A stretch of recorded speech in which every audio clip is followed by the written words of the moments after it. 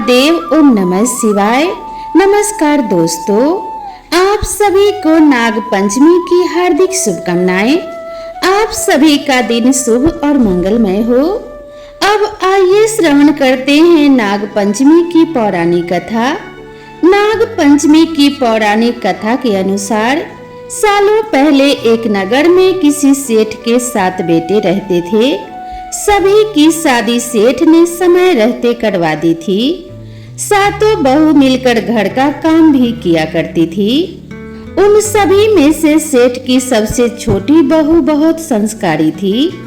एक दिन यूं ही काम करते हुए घर की बड़ी बहू ने अपनी देवरानियों से कहा कि घर को लिपने के लिए पीली मिट्टी नहीं है, चलो जंगल से जाकर पीली मिट्टी लाते हैं। जेठानी के ऐसा कहते ही सभी उसके साथ घर लिपने के लिए मिट्टी लाने के लिए निकल गईं। सभी खुरपी से मिट्टी निकाल ही रही थी कि तभी सबसे बड़ी वाली बहू को एक नाग नजर आया।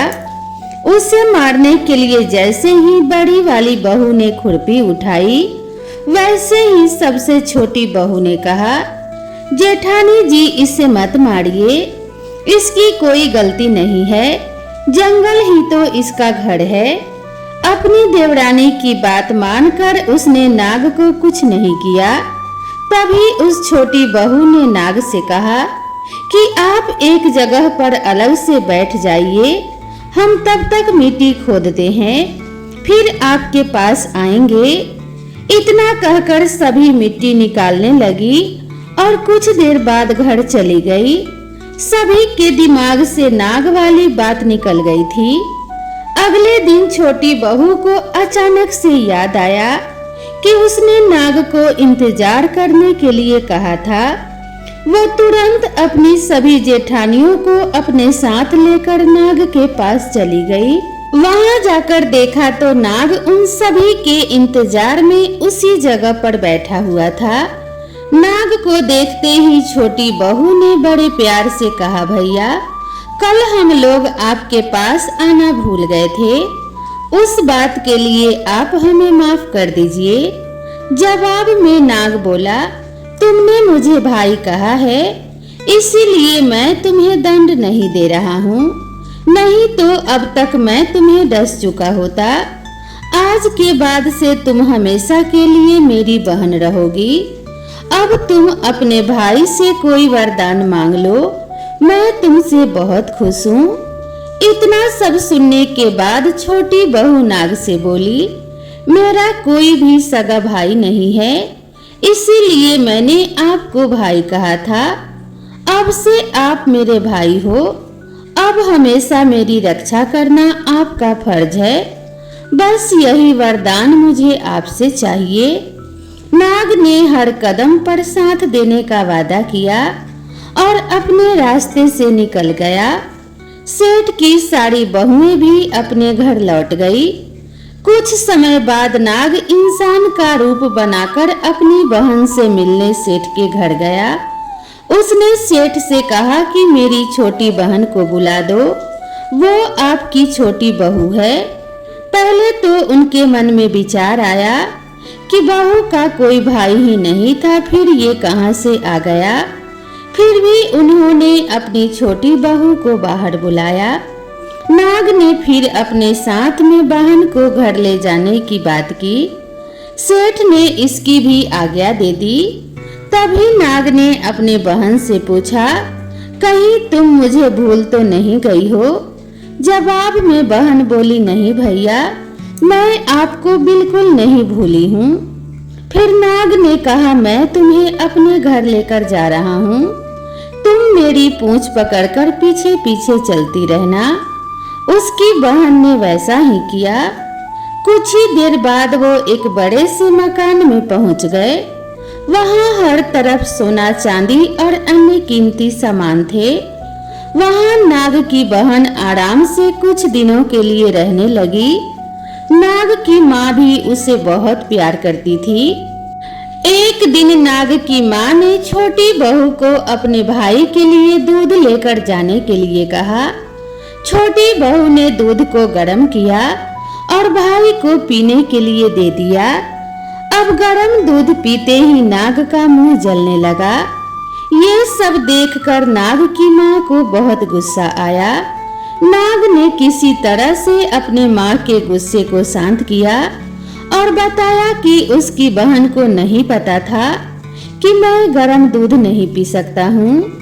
अब नाग के परिवार के साथ कुछ समय बिताने के बाद सेठ की छोटी बहू अपने घर जाने को तैयार हुई। नाग ने अपनी बहन को खूब सारी दौलत और आभूषण देकर विदा किया। बहू के साथ घर में इतना सारा धन आते देख सेठ और उसकी जेठानियां हैरान हो गई। एक दिन नाग की बहन को घर की बड़ी बहू ने कहा कि तुम अपने भाई से सोना और चांदी लेकर आओ, उसके पास तो खूब सारा पैसा है, वो तुम्हें मना नहीं करेगा। छोटी बहू ने अपने भाई नाग को यह बात बताई। इसके बारे में पता चलते ही नाग ने अपनी बहन का घर तरह तरह के आभूषणों से भर दिया। सभी जेवरातों में से एक हीरे का बेशकीमती हार था। उस हार को जो भी देखता वही उस पर मोहित हो जाता। धीरे धीरे उस हीरे की हार की खबर राज्य की रानी तक पहुंची। उसने छोटी बहू से हार लेकर खुद अपने पास रख लिया। दुखी होकर सेठ की छोटी बहू ने अपने भाई को इसके बारे में बताया। गुस्से में उसके नाग भाई ने रानी के गले के हीरे के हार को नाग बना दिया। इससे डरकर रानी ने एकदम हार को अपने गले से उतारा और सेठ की छोटी बहू को महल में बुलवाया। उसके महल पहुंचते ही रानी ने छोटी बहू को बताया कि कैसे हार उसके गले में नाग बन गया था और इससे उसकी वजह पूछने लगी। तब सेठ की छोटी बहू ने बताया कि नाग भाई ने यह हार सिर्फ मुझे पहनने के लिए दिया है। अगर इसे कोई दूसरा इंसान अपने गले में डालेगा तो यह तुरंत सांप बन जाएगा। इस बात को सही साबित करने के लिए रानी ने सेठ की छोटी बहू को सांप बन चुके हार को पहनने के लिए कहा। छोटी बहू ने जैसे ही नाग बने हार को गले में डाला तो दोबारा हार हीरे के हार में बदल गया। महारानी ने ये सब होते हुए खुद अपनी आंखों से देखा और रानी इस बात से हैरान रह गई। अब उसे सेठ की छोटी बहू की बात पर यकीन हो गया। उसने वह हार छोटी बहू को अपने साथ ले जाने के लिए कहा। इतना सब होने के बाद रानी ने सेठ की छोटी बहू को कुछ सोने की मुद्राएं देकर महल से विदा कर दिया।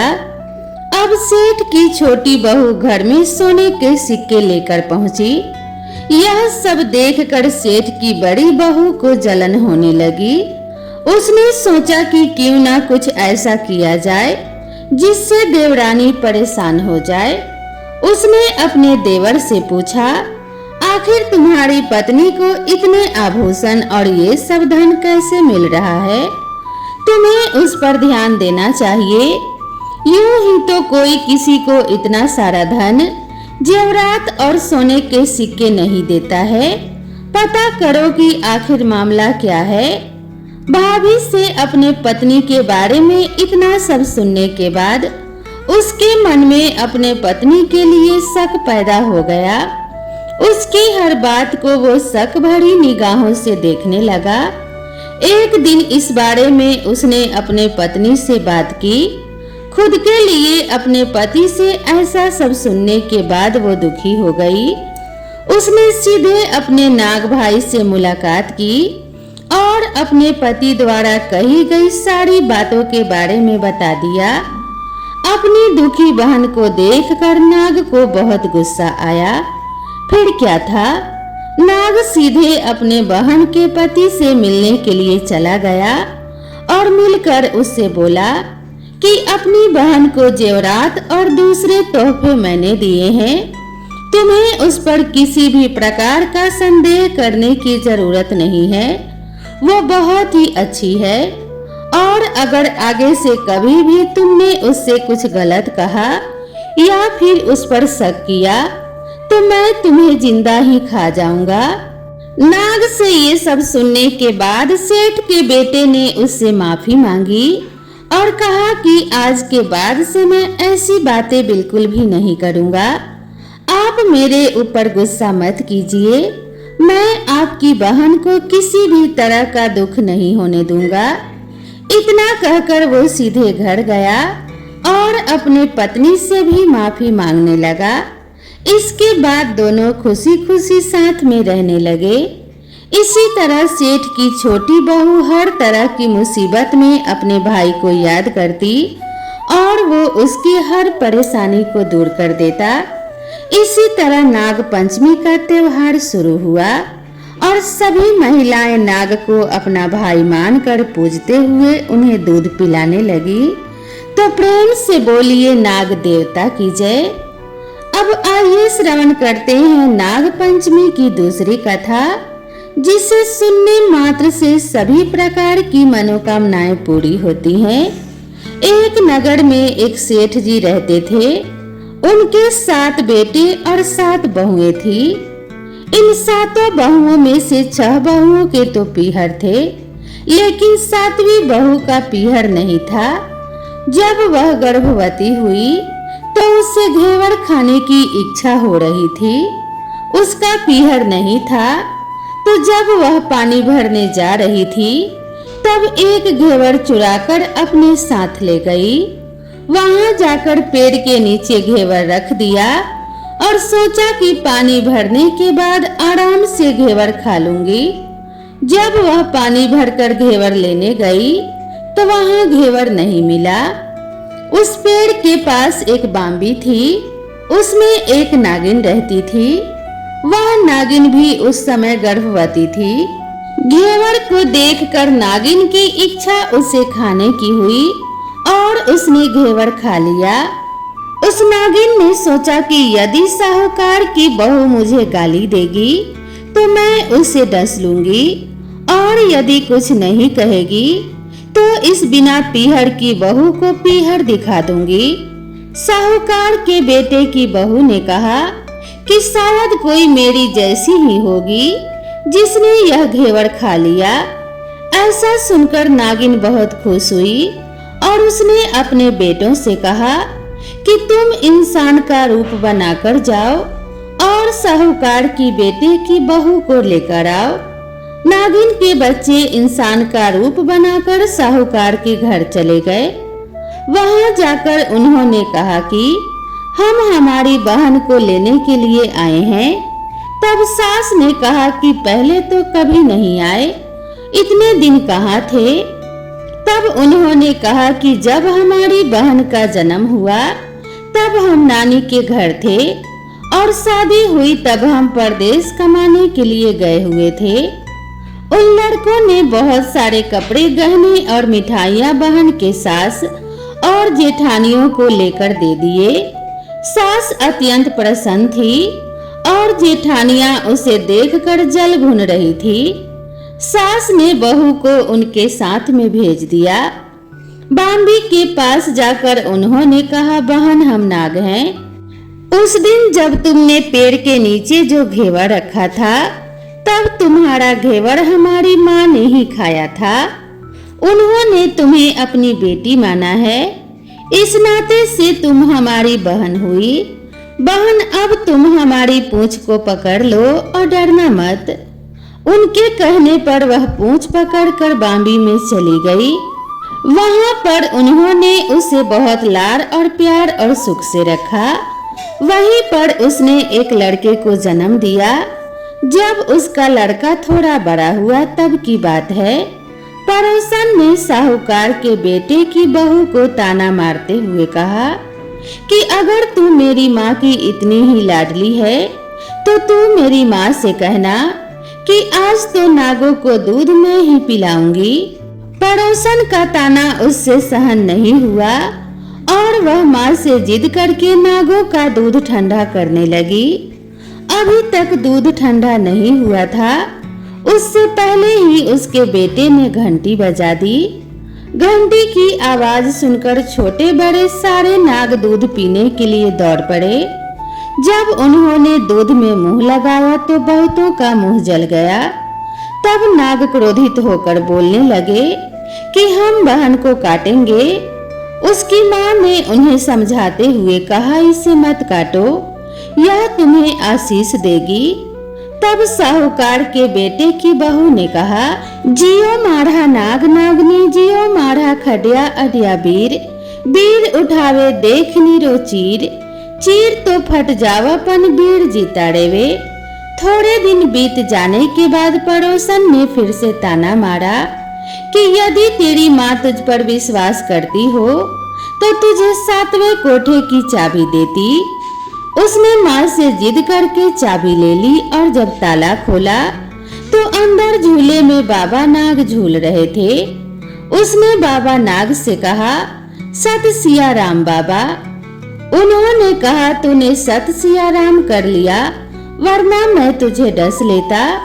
तब उसने कहा कि आप तो मेरे पिता हो, मुझे कैसे डस सकते हो। और बोली, जियो नाग नागनी, जियो वासुकी नाग, जिन मोरो लार लड़ाया 9 करोड़ को हार।